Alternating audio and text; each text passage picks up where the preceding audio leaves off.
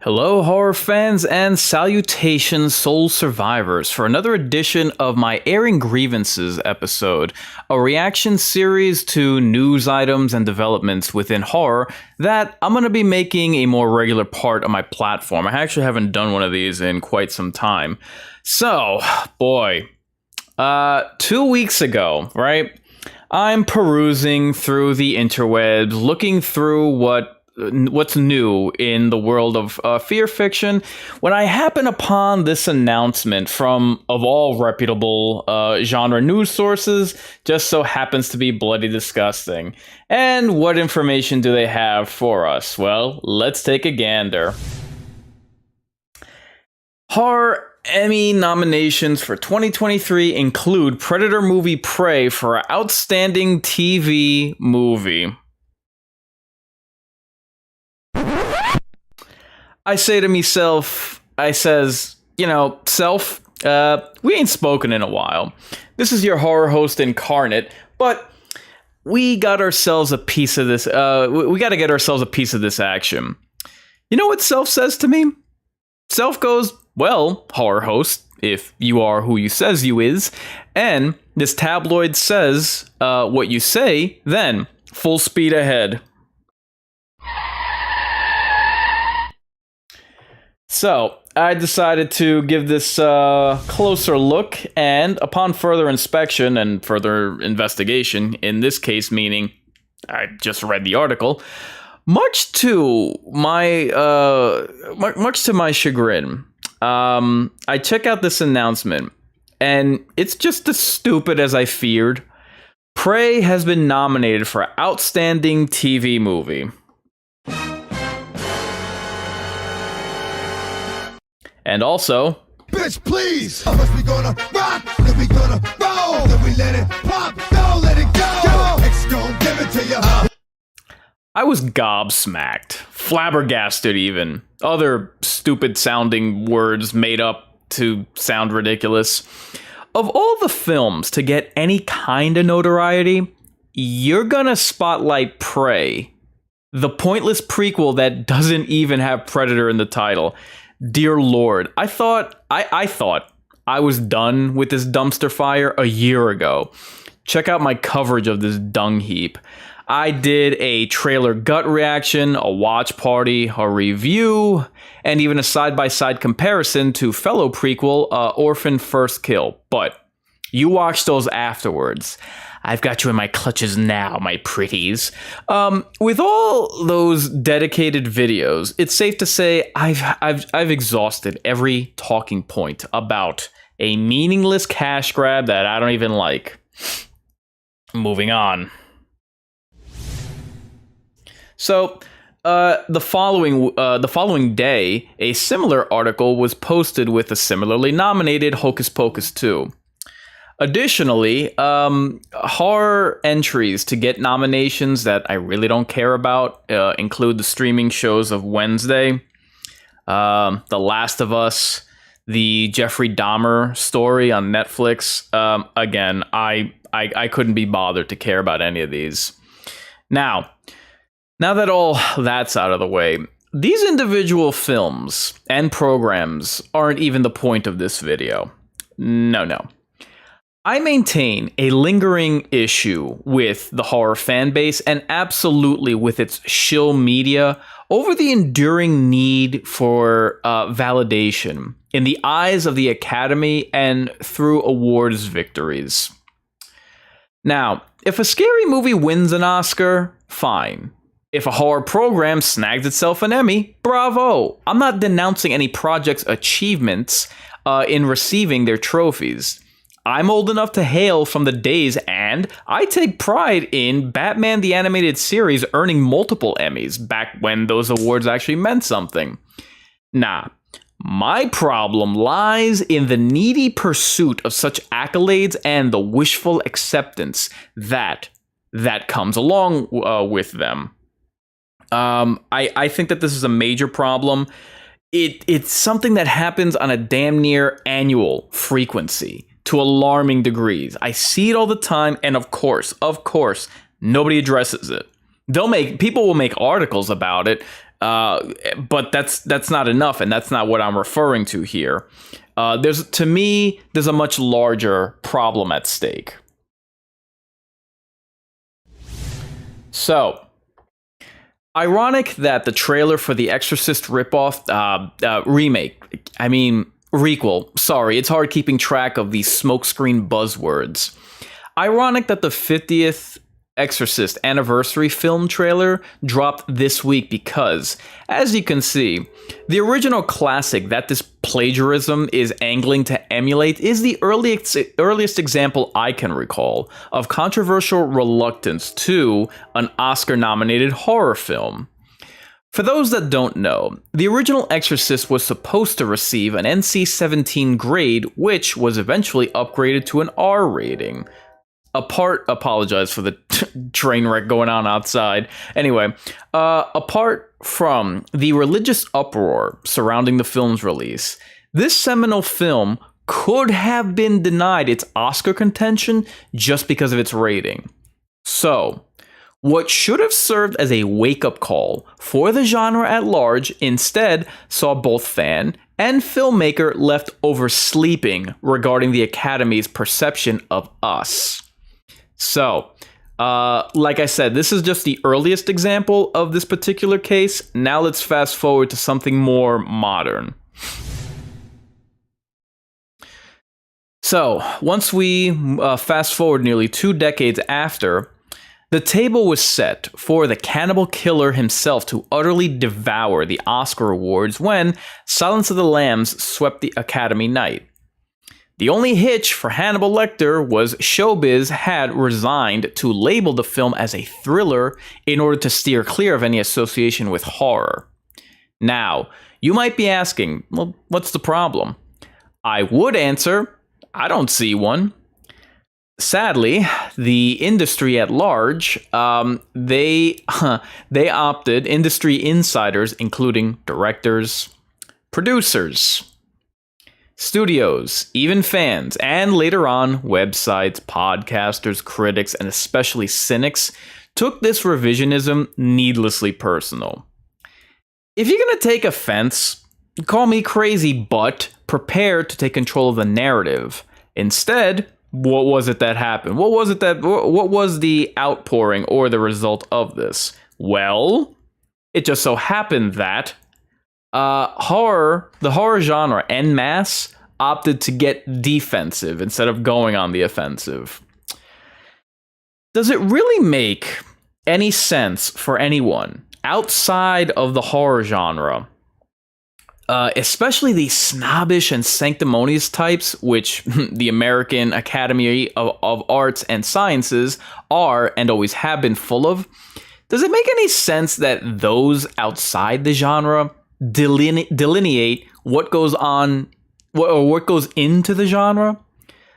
I genuinely don't understand why we lend any credence to speak of to these types and get bent out of shape over their biased denouncement. Moving on. This nicely brings us to these two fine gentlemen. I've watched many a film, reviewer, and even documentaries prop up the slipshod drivel of Siskel and Ebert as if it's gospel truth. Like, this is what people get either swear by or get offended over when it was that they didn't approve of whatever horror film was out. Why don't you just ignore them? Why is it that these people had to be hinged on? Why? Because they were popular? So what? Anyway, allow me to present you a short-listed selection of horror films that these two have deprecated, and tell me if any of them sound familiar. The Fog, Poltergeist, Beetlejuice, Silence of the Lambs, Hellraiser, Hellraiser 2, and Dream Warriors.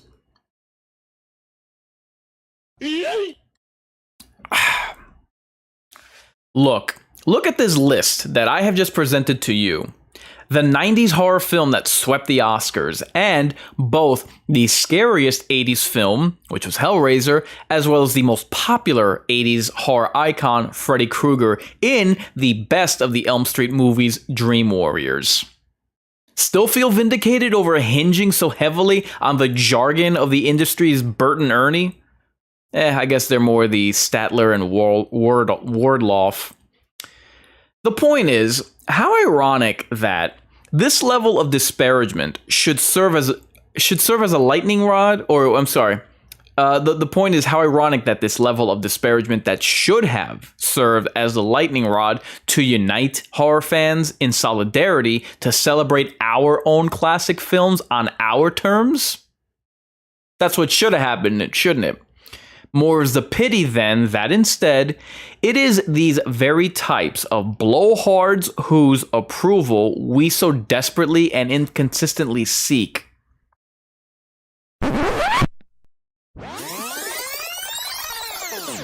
Yes, you heard me right. We as cinephiles kick or kiss the same asses of the people who would seek to bust wind in our faces. Guys, this is not good for the genre nor its core audience.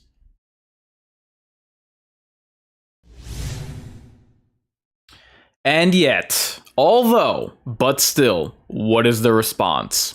Time after time, year after year, our trusty sensationalist news websites feed into the garbage and post their list of snubs like clockwork that comes off as starved for approval as Instagram thirst traps. All you accomplish is making horror and, by extension, its fans look so attention-seeking and thirsty. I don't get it. I don't get it. I never will get it. I don't want to get it. Look, why are we as a fan base so fixated to a fault on a party that we were never invited to and wouldn't be welcomed at? Like, seriously, we come off like goth kids revolting against the normies, spitting in the face of authority. Yeah, we're rebels. Yeah, we're counterculture. Yeah, hey, do you like my hair? I dyed it black to match the raven I'm training. I just bought these combat boots. Do you think did they go good with my leather fetish and teenage angst? My God, people, a little dignity, please. Stop the pathetic and ceaseless attempt to curry favor with those that, frankly, hate you. And, you know what? Further to the point, the Oscars. Really, guys? This is what we're pining over. I don't know if y'all have seen the ratings of award shows, but mainstream audiences don't even give two squirts of piss about the Oscars. So why does horror hinge so heavily on their endorsement?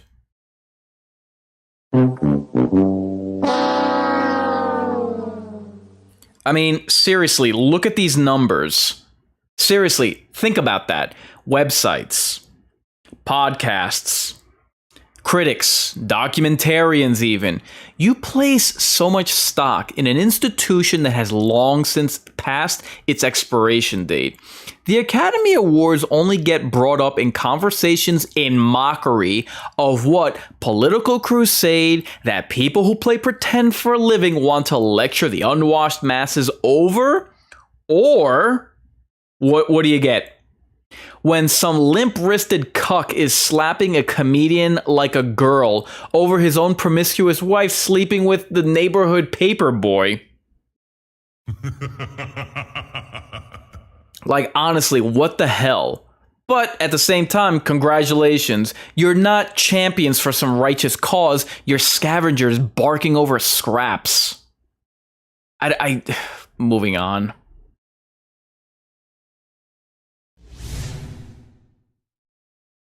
This face looks familiar? Because speaking of politics, imagine buying in to the validity of awards that are themselves bought and sold. Bruh. I remember as far back as 2010, Catherine Bigelow wins Best Director for The Forgettable Hurt Locker. 3 cheers and a win for feminism, champagne and Chanel bags to celebrate. Nearly immediately afterwards, of all people, Sigourney Weaver herself takes to the news outlets and makes front page news, making the bold statement that the Academy only did that to capitalize on their opportunity to award the gold to a woman for the first time.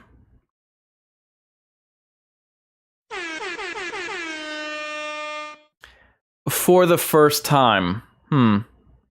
Yeah, by all means, you go clapping your flippers like trained damn seals as if this game ain't rigged and therefore there are no hidden agendas. Yeah, you be sure to do that and keep that in mind the next time Guillermo del Toro's fat ass, his fat no-talent ass, wins the award for bestiality. Yeah, y'all can keep that masterpiece.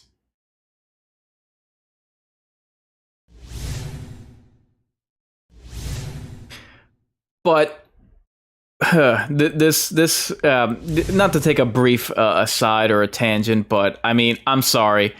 I realize I said that I was done talking about Prey, but seriously, is anyone proud of that movie? This is where we're at?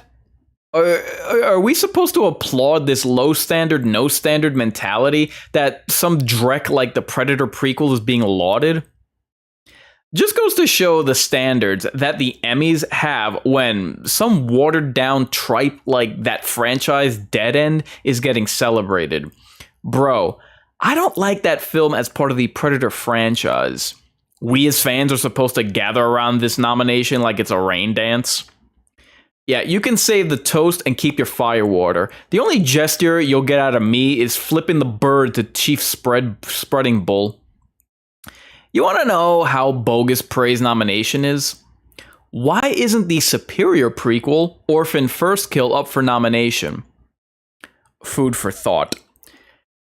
The irony that doubles as the elusive obvious in all this is that by indeed snubbing their nose at horror and refusing to validate the genre, all the Oscars do is invalidate them damn selves. What type of standards do you even have that you can have a film that checks every box, satisfies all your criteria, that you dismiss because of its classification in fear fiction? Well, I'm here to say that if they're going to impose their semantics on us and reclassify our watershed classics into their own sanitized Academy Award categories, then we take our property back.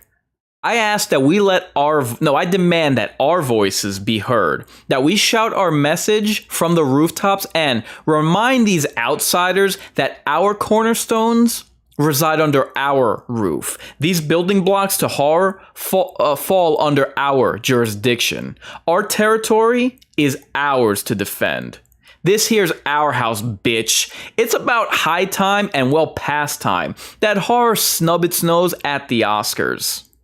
We need to hold our iconic films in a higher regard, and that means dispensing with dissatisfaction of some malcontents that have fallen out of favor and or relevancy. No more lowering ourselves to the standards others have imposed on us, and instead we develop our own standards.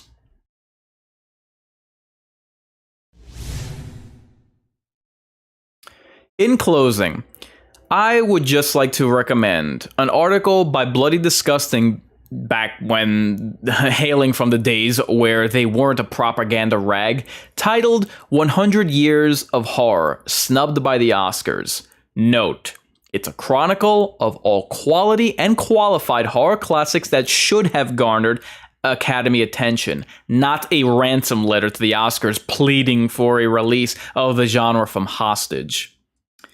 Final 2 takeaways. I hope this live stream has opened your eyes to the reality that every clout chase doesn't have a silver screen lining. And lastly, I've been Inkarnate reminding you, I ain't just a big deal, I'm the real deal. You're resigned to your fate? Time to subscribe to your fears. Warn your friends. Warn everyone.